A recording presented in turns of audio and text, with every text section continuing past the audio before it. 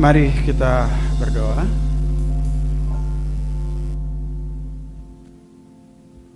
Tenangkanlah hati kami ya Tuhan. Berbicaralah kepada kami. Mungkin firman ini menjadi pedang bermata dua bagi kami. Tajam atau mungkin juga memberikan informasi, mengingatkan dan menyadarkan kami karena waktu-waktu ini semakin jahat. Waktu-waktu ini adalah waktu-waktu pemulihan Tuhan. Karena zaman semakin merosot, dunia penuh dengan gonjang-ganjing, deru perang terdengar dari Ukraina ke banyak tempat lainnya. Gempa bumi terjadi di mana-mana. Wabah penyakit sampai hari ini pandemi belum berakhir. Di banyak negara memasuki musim dingin ini, nyaris ribuan orang akan mati. Kedinginan, krisis energi dan pangan. Apa makna di balik semuanya ini? Kami masih saja tidak peduli, tidak sensitif, dan tidak peka. Kami tak pernah membaca tanda-tanda semuanya ini. Terlalu sibuk dengan urusan kami pribadi lepas pribadi.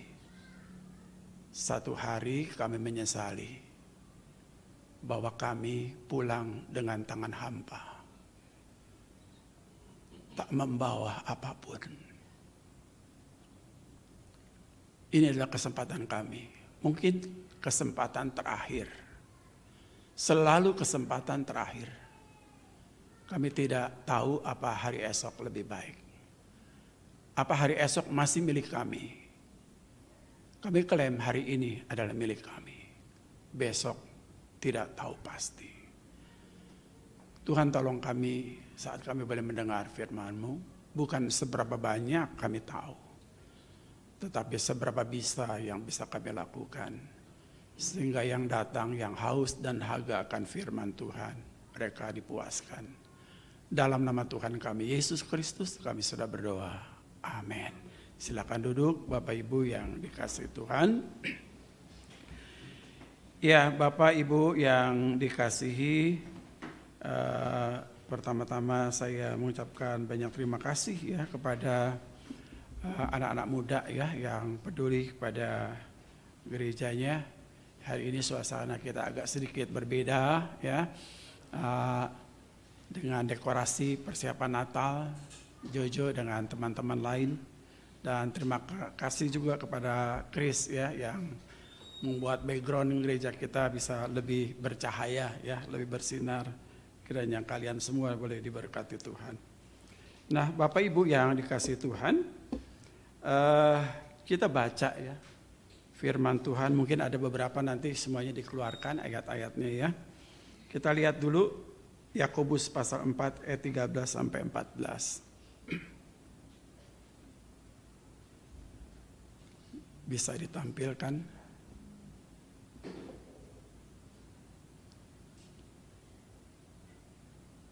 Ya, durasi ya, saya bacakan saja demikian ya. Jadi sekarang, hai kamu yang berkata, hari ini atau besok kami berangkat ke kota Anu, dan di sana kami akan tinggal setahun dan berdagang, serta mendapatkan untung. Saya membuat warna agak berbeda tulisannya di sana. Sedang kamu tidak tahu apa yang akan terjadi besok. Apakah arti hidupmu? Hidupmu itu sama seperti uap yang sebentar saja kelihatan lalu lenyap. Yang berbahagia adalah mereka yang membaca, mendengar, dan melakukan firman Tuhan. Bapak Ibu yang dikasihi Tuhan. Dalam Yakobus pasal 4, 13-14 ini, Yakobus sedang mengajar jemaat Tuhan. Bahwa manusia memang pasti punya hope, punya cita-cita, punya keinginan, punya harapan, punya mimpi-mimpi, ya.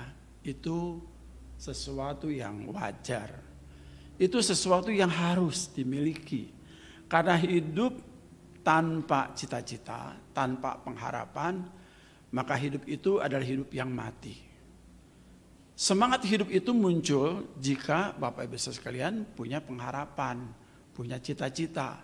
Karena cita-cita itu atau harapan itu atau mimpi-mimpi itu akan mendrive ibu-ibu, bapak-bapak sekalian, saudara-saudara untuk mencapai tujuan itu. Sehingga hidupnya menjadi dinamis, ya, tidak pasif, tidak pasrah, tidak nyerah begitu. Karena ada harapan, karena ada cita-cita begitu. Nah, tanpa harapan atau tanpa cita-cita, maka menjadi hidup itu menjadi tidak dinamis lagi, tidak semarak lagi. Nah, kisahnya adalah seperti zaman dahulu biasa, ya, orang pasti menjadi pedagang dan lain sebagainya, dan menjadi pedagang pasti pergi ke kota anu, ke kota ini, kota itu dan lain sebagainya. Dan kemudian, nah pada waktu mereka berdagang begitu dan pasti telah menghitung laba, untungnya dan lain sebagainya, ya itu sesuatu yang wajar begitu ya, sesuatu yang memang harus seperti itu begitu. Tetapi datanglah firman Tuhan ini begitu saudara sekalian. Sedang kamu tidak tahu apa yang akan terjadi hari esok. Nah saudara, apa yang akan terjadi pada hari esok saudara sekalian, ya? Nah saudara, Tuhan tidak menjadikan langit itu selalu biru katanya. Bunga tidak selalu mekar dan mentari tidak selalu bersinar. Tetapi ketahuilah bahwa Dia selalu memberikan pelangi di setiap badai. Enggak selalu langit itu warnanya biru. Ya, biru itu artinya cerah begitu ya. Bagaimana kalau terjadi mendung, hujan, badai dan lain sebagainya, angin tornado dan lain sebagainya. Tuhan tidak janji, saudara. Dan laut itu selalu tenang. Ya, bisa saja sewaktu-waktu laut itu bergejolak, saudara sekalian, dan kemungkinan juga ini menurut pakar-pakar saudara saat ini, saudara. Ya, bahwa akan terjadi tsunami yang lebih dahsyat, saudara sekalian, dibandingkan dengan tsunami Aceh. Ya. Akan terjadi tsunami yang lebih besar. Dan tingginya itu 30 meter. Ini bukan rekayasa dan bukan omong sembarangan. Ya. Sudah dibicarakan di BMKG dan lain sebagainya. Viral sudah dibicarakan saudara sekalian. Akan terjadi seperti itu. Tuhan tidak janji bahwa laut itu tenang. Sewaktu-waktu bisa terjadi saudara sekalian tsunami. Sama seperti murid-murid pada waktu dia berada di Danau Galilea itu tenang-tenang saja, nyaman-nyaman saja saudara sekalian. Tapi tiba-tiba saja angin sakal datang. Merobek seluruh layar yang ada, mematahkan tiang-tiangnya, dan dari tawa, canda menjadi duka cita. Bisa terjadi seperti itu. Namun Bapak Ibu, apa yang dikatakan di sini bahwa dalam setiap sesuatu yang terjadi itu, ya Tuhan memberikan sesuatu, ya. Dikatakan Dia selalu memberikan pelangi di setiap badai, ada penghiburan, begitu ya. Badai tiba, angin dan lain sebagainya, muncul pelangi memberikan penghiburan. Kemudian tawa di setiap air mata. Kita pasti pernah menangis ya. Ya segala macam pernah terjadilah penuh dengan air mata. Tetapi saudara sekalian, di dalam air mata itu ada tawa. Ya, ada tawa. Dan kemudian di dalam pencobaan-pencobaan itu ada berkat. Dalam cobaan-cobaan itu ada berkat. Dan kemudian bukan saja berkat tetapi ada pembelajaran. Dan kemudian di dalam setiap doa ada jawaban. Itu ya. Jadi tidak selalu langit itu berwarna biru, laut selalu tenang, sewaktu-waktu bisa terjadi. Nah, tadi saya katakan saudara sekalian, dalam situasi seperti ini pun, ya, dalam doa saya tadi, orang masih tidak peduli. Orang masih tidak ngeh. Orang masih tidak sensitif dengan firman Tuhan. Bahkan ada orang mengejek dari dulu sampai hari ini. Matius pasal 24 itu tentang tanda-tanda kesudahan itu belum terjadi. Mereka mengatakan baik-baik saja tuh, tenang-tenang saja tuh, begitu ya. Ya memang tidak ada seorang pun yang tahu. Alkitab mengatakan bahwa dia datang seperti pencuri. Dan pada waktu dia datang, saudara sekalian, dia mengambil milik kepunyaannya, saudara. Dan itulah waktu bahwa pengadilan akan tiba. Siapa miliknya itu, saudara? Banyak orang merasa pede, percaya diri bahwa dia mengatakan saya pasti mati masuk surga. Saya setuju kalau Anda benar-benar percaya. Tetapi percaya itu, saudara, standarnya adalah standar Allah. Allah yang tahu siapa di antara saudara dan saya. Jangan-jangan Tuhan berkata, aku tidak mengenal engkau. Ya, saudaraku yang kasih. Untuk itu, saudara sekalian, apa yang dikatakan dalam Ulangan 8:11 itu, hati-hatilah supaya janganlah engkau melupakan Tuhan, diperingatkan di sini ya. Allahmu dengan tidak berpegang pada perintah, peraturan dan ketetapannya yang kusampaikan kepadamu hari ini. Itu peringatan, saudara. Jauh hari di dalam kitab Ulangan pasal 8 ayat 11 itu firman Tuhan sudah memperingati umat Tuhan. Dan itu diulang sampai pada hari ini. Bahwa firman itu abadi dan berkata, hati-hati supaya jangan engkau melupakan Tuhan. Ya, boleh mengejar apa yang kita impikan, boleh mengejar prestasi-prestasi, dan itu harus, saudara. Tetapi jangan lupakan Tuhan. Nah, karena seringkali terjadi Bapak Saudara kita melupakan Tuhan, maka Tuhan memperingati. Nah, ini dia, saudara sekalian, masuk ke tema kita. Karena kita melupakan, maka Tuhan memperingati. Bagaimana cara Tuhan memperingati? Baik secara halus, mau lembut, dan secara keras. Firman Tuhan mengatakan dalam kitab Wahyu, barang siapa ku kasih, ia ku tegur dan ku hajar. Seorang bapak yang baik tidak selalu, saudara sekalian, dia kompromi dengan kesalahan anak-anaknya. Dan kala itu, saudara sekalian, dia akan mengambil satu sikap, saudara sekalian, konfrontasi. Dan konfrontasi itu tidak nyaman dan tidak enak. Mungkin tidak omongan beberapa hari. Tapi itu harus diambil demi suatu disiplin dan suatu pengajaran, suatu ingatan. Kita mungkin, saudara sekalian, gak mau konfrontasi. Lalu kita mulai mengatakan gak enak dan gak nyaman. Sebaiknya gak usah ada konfrontasi. Ya sudah, baik-baik saja. Saat itu, saudara sekalian, Anda sedang menyiapkan bom waktu. Dan sewaktu-waktu Anda menyesal bahwa Anda tidak berbuat apapun. Itu seorang ayah, seorang ibu, seorang guru. Dia akan keras menegur. Ya, dia akan keras memperingati. Bagaimana lagi dengan Tuhan, saudara? Bagaimana lagi dengan Tuhan?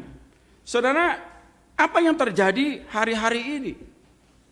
Bahwa gempa bumi yang terjadi di Cianjur itu, Bapak Saudara sekalian, yang hanya 5,6 magnitudo, saudara, tanggal 21 November itu, saya sedang rapat di gereja GBI Boulevard, saudara sekalian, goncang tiba-tiba, saudara.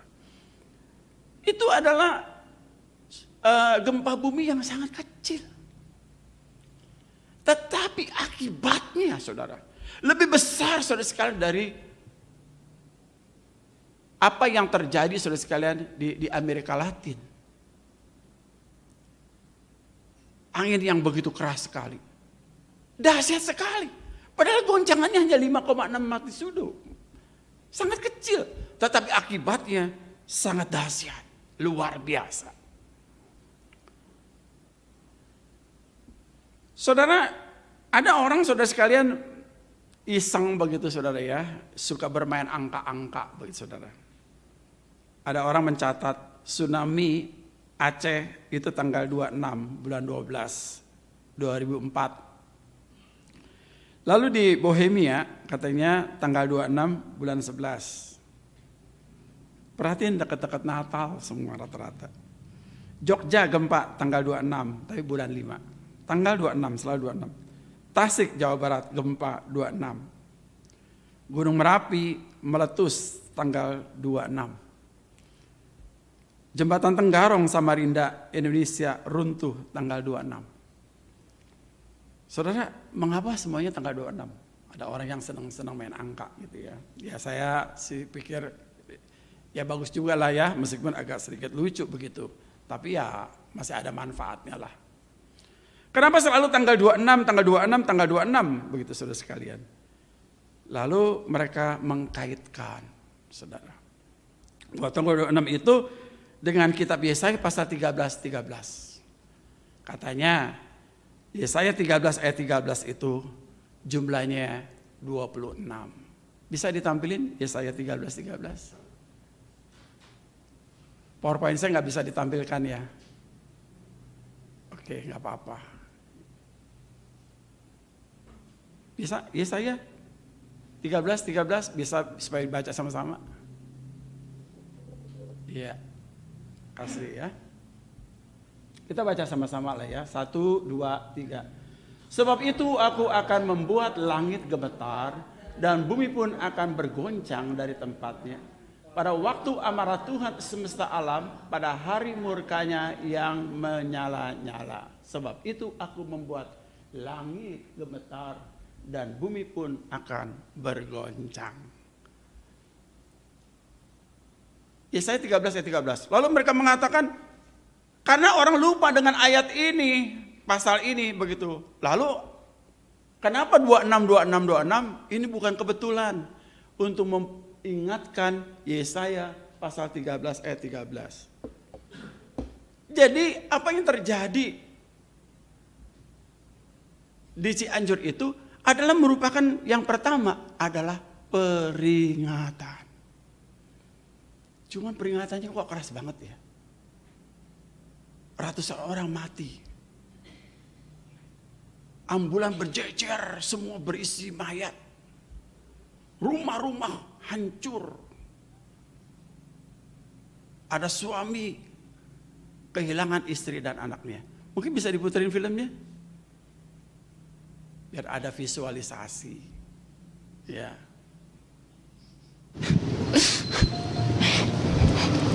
Kayak orang mau berpisah tapi saya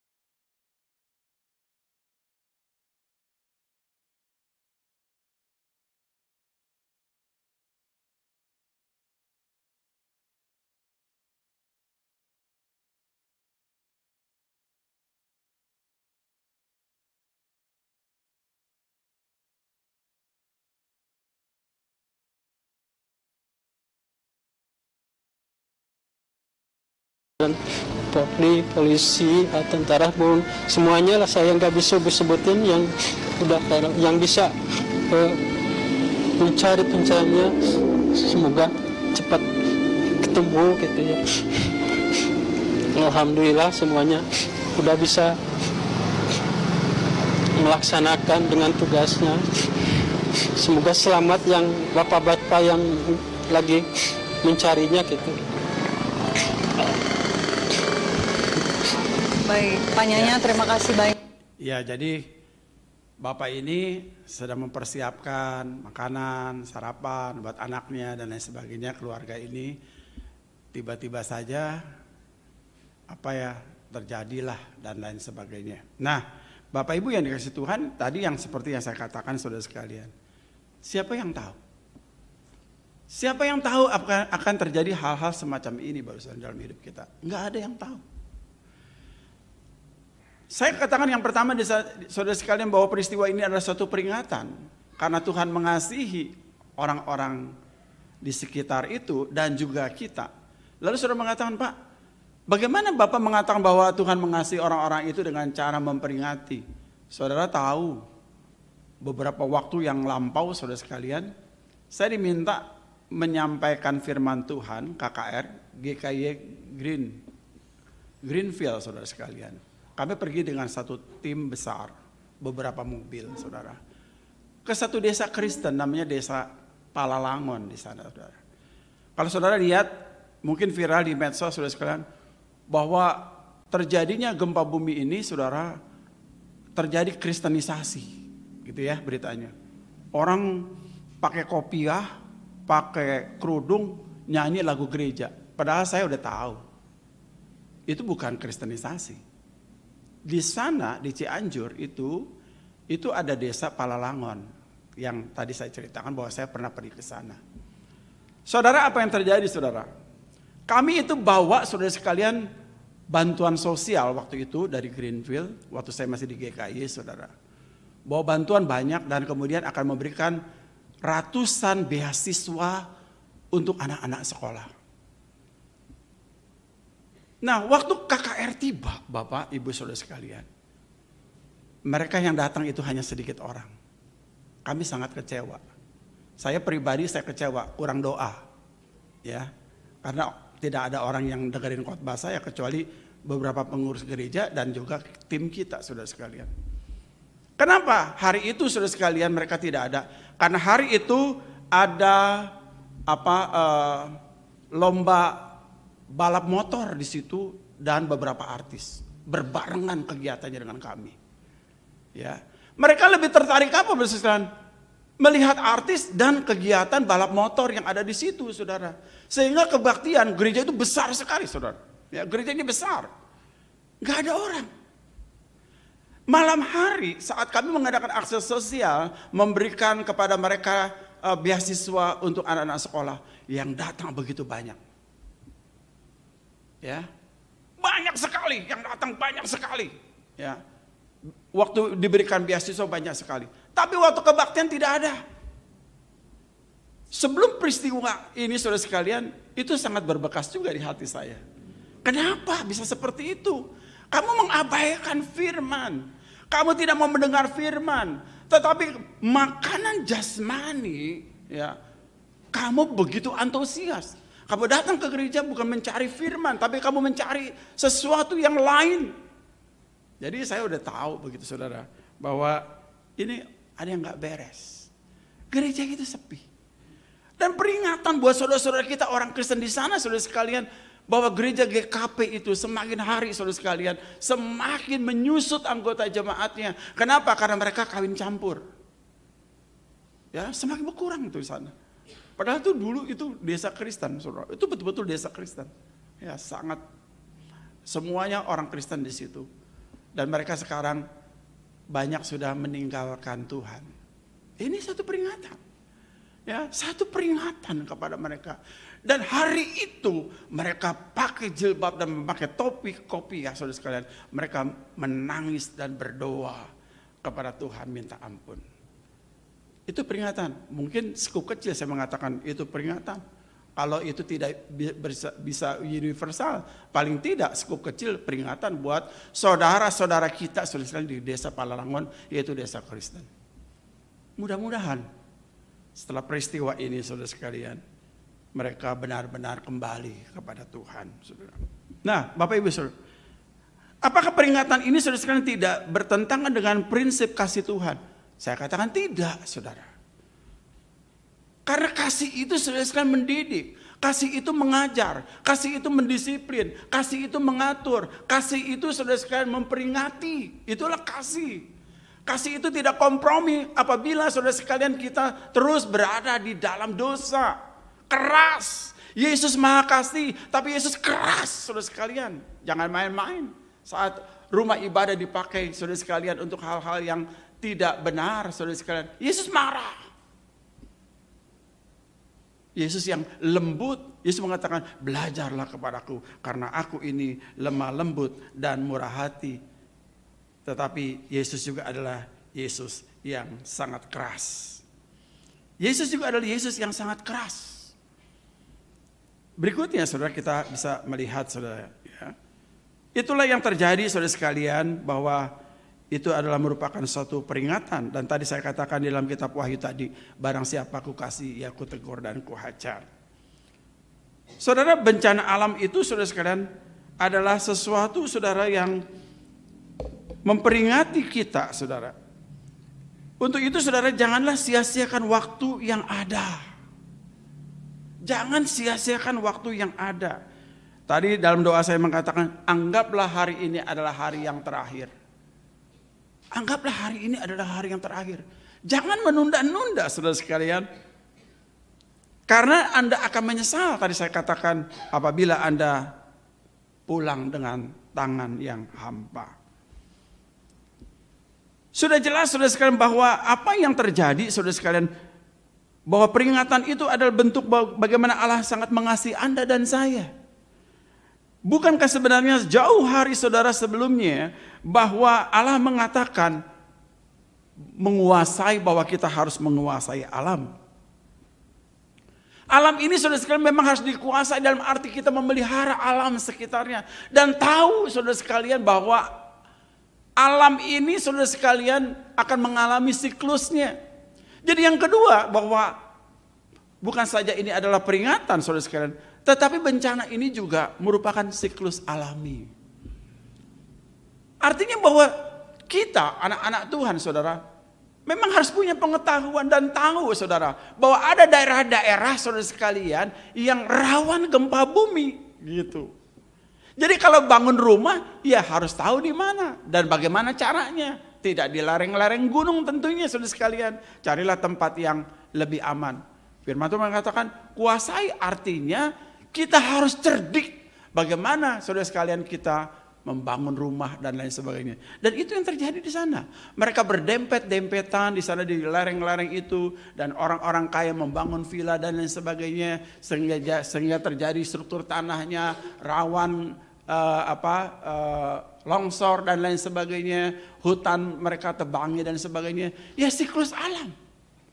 Pasti. Dan kemudian kalau ditarik panjang saudara sekalian, bahwa itu ada daerah lempengan-lempengan saudara sekalian yang rawan gempa bumi. Jadi orang pun sudah tahu. Para ilmuwan pun sudah tahu. Pemerintah pun sudah tahu bahwa daerah itu memang tidak aman untuk orang tinggal di situ. Tetapi saudara, orang tetap membangun di situ dan merusak alamnya dan tunggu waktunya, dan waktunya sudah tiba. Terjadilah. Dan tsunami itu saudara sekalian tidak pernah berhenti satu kali. Dia akan ada susulan lagi dan susulan lagi dan susulan lagi. Yang membuat kita terkejut adalah tadi saya katakan tsunami hanya 5,6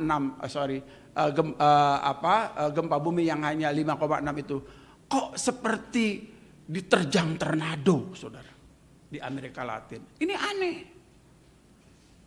Kok dampaknya begitu dahsyat? Padahal gempa buminya hanya sesederhana itu dan sekecil itu.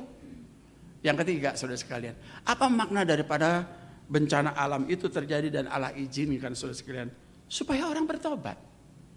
Tidaklah waktunya kita bertobat. Ya, bertobatlah, karena inilah waktunya kita boleh datang kepada Tuhan.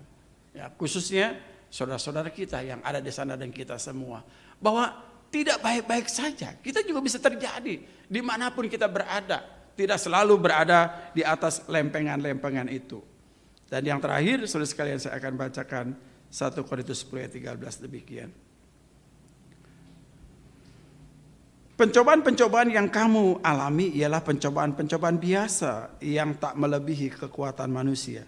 Sebab Allah setia, dan karena itu ia tidak akan membiarkan kamu dicobai melampaui kekuatanmu. Dan kemudian kalimat berikutnya, pada waktu kamu dicobai, ini penting sekali ya. Ini ayat ini jangan dibaca sepotong saja, tapi harus lengkap.